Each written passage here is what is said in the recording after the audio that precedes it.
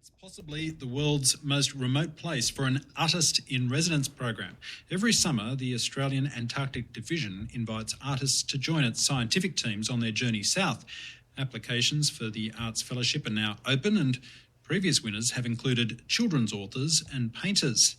The Australian-born artist John Kelly was selected to go to Antarctica last year.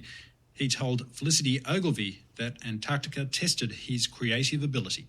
When I saw the Antarctica residency being advertised, it just piqued my interest for the sheer challenge of actually going somewhere so remote to try to confront it and paint it. How unique is Antarctica as a location for an artist's residency? I think it's probably the most unique residency in the world, and I think for any artist, the great challenge is the white canvas or the white paper, and so the white continent is truly a test of one's creative ability.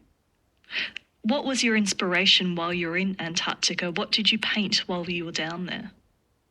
Well, I did about 50 plein air paintings, and what I'd set myself to do was just to try to create a painting a day, and just to respond to the physical landscape in front of me, and that just had all sorts of challenges, from being out in minus 15, minus 20 degrees, with wind chill factors of many multiples of that. And then just confronting a landscape that, at first you think is quite sparse, but when you actually start painting it, you start to see some quite marvellous things in it. Well, how did you actually physically paint? Did you have to have your fingers exposed? How did you not get frostbite? And how did the paint not freeze? Well, oil paint actually behaved very well in those conditions. So the paint was fine.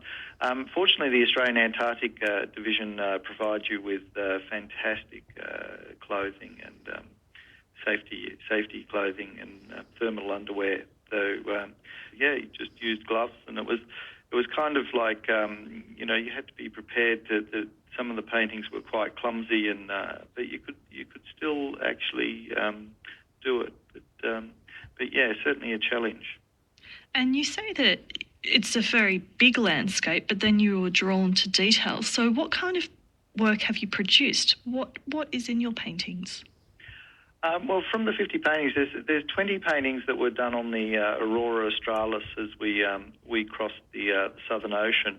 And last year in late 2013, the sea ice was quite thick, so we spent about 2 weeks ice breaking. So the first paintings are very much painting from the ship, the icebergs, the sea ice, the pack ice, as we became stuck in the ice and spent that time ice breaking.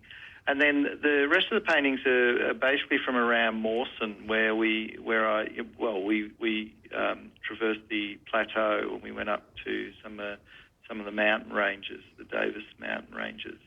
So there's a variety, and there's even a painting of my boots. So when the winds got up and I wasn't able to go outside, I painted the boots that I wore down there. Artist John Kelly speaking to Felicity Ogilvie there.